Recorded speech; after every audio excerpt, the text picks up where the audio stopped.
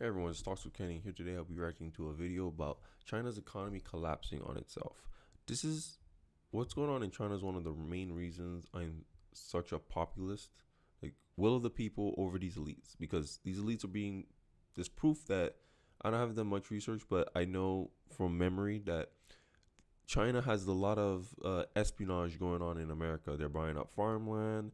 They're bribing essentially our politicians to, I guess, do their bidding almost. Like, for instance, Obama is the perfect example. He did such a bad foreign policy, allowing China to do like pretty much not taxing China on their goods, but the agreement was that they'll also buy from America, but they never actually make good on that promise. And instead of holding them accountable for not following their agreed upon trade deal, they just let them go. Like, oh, we're just gonna keep giving you money for no reason. Like, keep giving you a pass. So you don't have to pay taxes when you import your goods into our country, allowing China to essentially be the center of manufacturing in the United States and most likely the world. And it all followed China's plan. But let's get into this video. If you were not aware, the world's second largest economy, the country in which almost everything we consume is manufactured in, is in deep trouble, and the resulting fallout could endanger the entire world. Over the last few months, the situation in China has deteriorated to a point of panic. The nation's real estate market is in serious danger, and with each bank failure, the country and economy become more and more unstable. A housing crisis that rivals the 2008 US markets has unfolded, but because it's occurring in a country thousands of miles away, under the blanket of communism and controlled media, the noise has been brushed under a rug. There's almost no transparency in China. Like, so even the information we do have is just observation people are making from the outside. They're like, what's really going on? Like, is everything really okay? Is it just fake news, not news? So everyone's unsure of what the hell's going on, but there's one thing we are sure of, that China's economy is stagnating. And this is one of the reasons why I believe Trump winning would have desperately destroyed China, because China doesn't have the economic might to really extend itself past China, if you know what I mean. Because one of the concerns was of Trump winning was that China would become the dominant power under another Trump's presidency, because Trump will be only focused on America, American sovereignty, and wouldn't like to, be the world police like how Joe Biden's being. And it would leave a power vacuum in international affairs, and China would come in and fill that. But how China will be able to fill that, because I know they're doing a lot of development in Africa, but right now they're going through this crisis. I don't see them ever really taking the number one spot unless, in my view, America loses its value as the world's reserve currency, and somehow China takes that place. That's the only way I see it happening. But China still have a path to that, because right now they're the centerpiece of all manufacturing in most of the global elites world, in my view. Like, China's whole plan and agenda was, hey, we want to be the world's means of production. We want to be the centerpiece of every world trade deal. And so far they have done that. So now their economy is technically tied to everyone else's economy, and we're already going through a recession. So if China defaults in this little real estate bubble that they just created for themselves, the whole world, it'll just send global ramifications across the world. And this is one of the main tenets of why I'm against globalism, because it makes labor cheaper. Oh yeah, it makes everyone's life convenient, but at the sacrifice of what? You become dependent on these countries outside of your own. Like, I wanted to be. This is my dream scenario in foreign policy. Everyone looks out for the benefit of their people, and whatever works is a mutual trade-off, right? Oh, means of production. Everyone's a producer and a consumer. The United States is damn near seem like we just became a country of consumers, and that's it. We don't really produce anything in the U.S.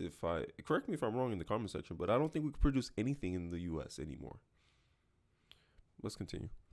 Many experts are now claiming that the entire house of cards is about to collapse, and with it, the worldwide economy will be taking a massive hit. In today's video, we dig into the situation, starting with a bit of history. You see, China wasn't always this massive powerhouse on the global stage. Throughout the post-World War period, their economy struggled to gain any sort of momentum. 80% of the population lived in rural areas consisting of rundown homes, villages, and wooden houses. But by the 90s, China had opened up to the world and was growing at breakneck speed. The villagers were now pouring into.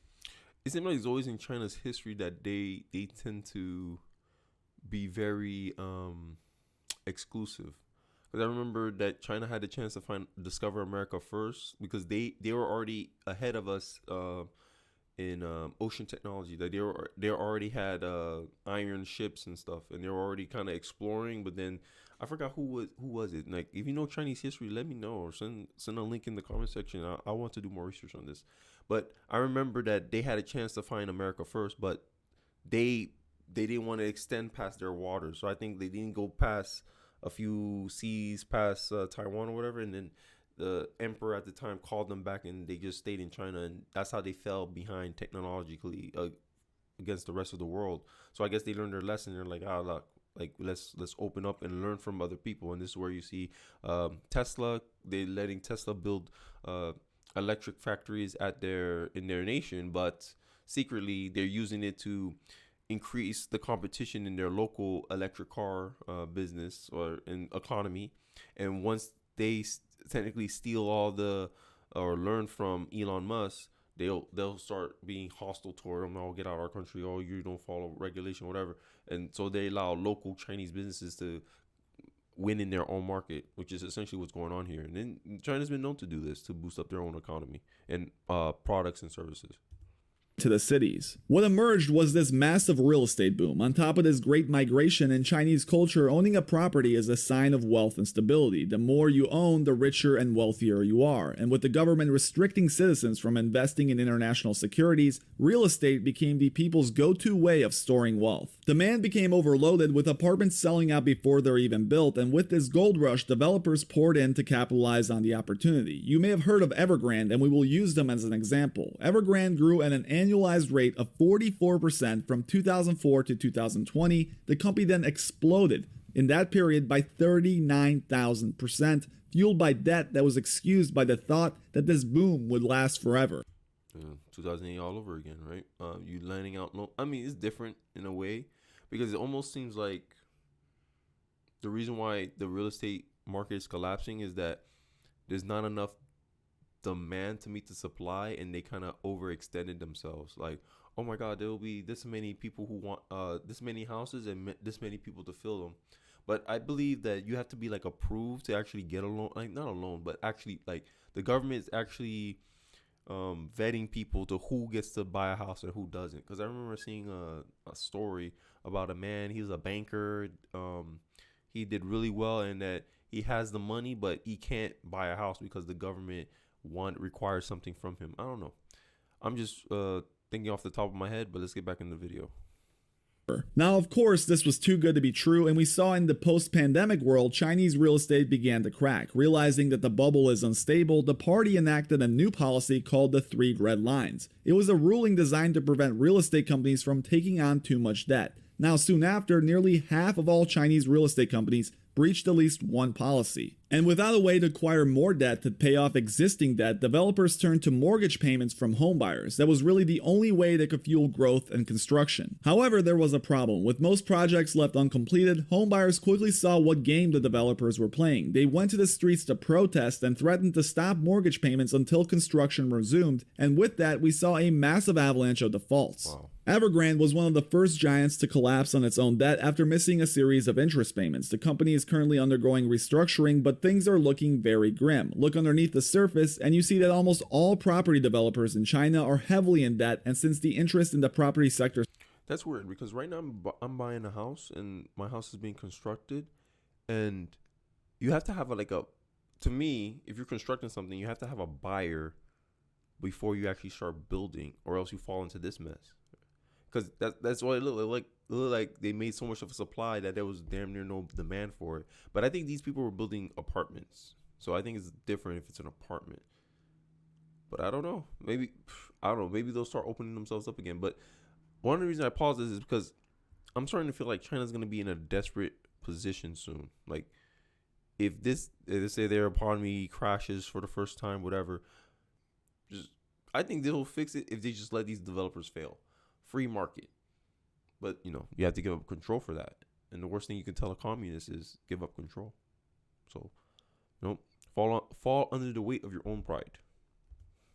Slumped, the biggest bubble in the Far East finally popped. But who cares, right? How will this affect me here in the West? That's probably what you're thinking from your home in Aubrey, Texas. But sadly, this bubble exploding will undoubtedly cause serious problems for the entire world. Real estate accounted for 30% of China's GDP. Yep, like I was saying, like I remembered, I believe that they use this real estate thing to inflate their GDP growth. So 30, almost 20, I say 24%, like it's like a point something.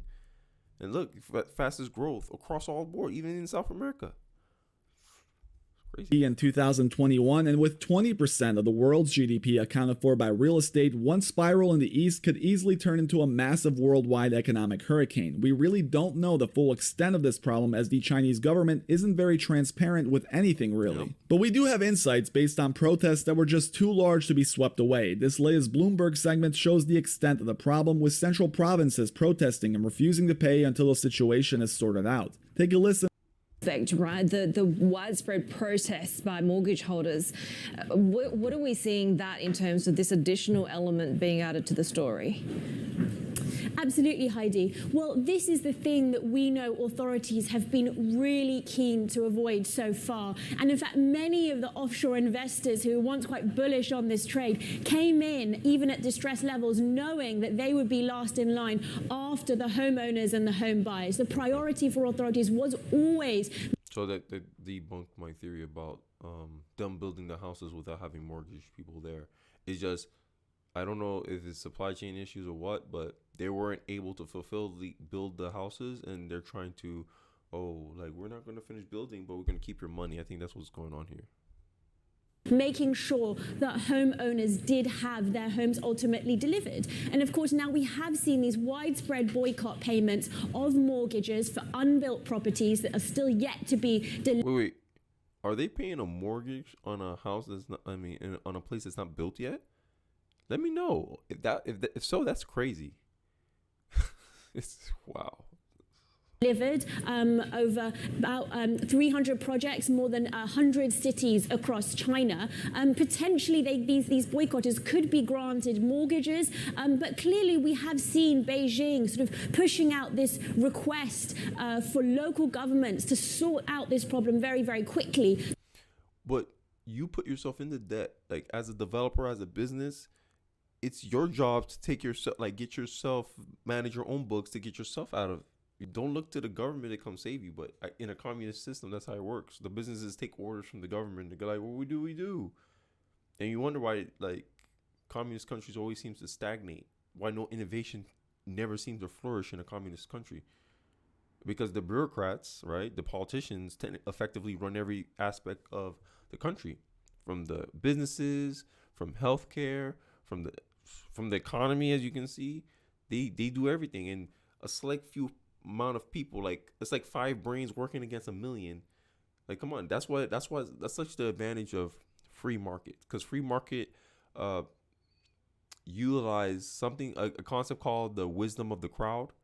Like, all the minds working for their own interest will inevitably come up with a solution that one individual could never have thought of on their own. It's possible, but that's a low probability chance that you happen to have the person necessary for a specific problem.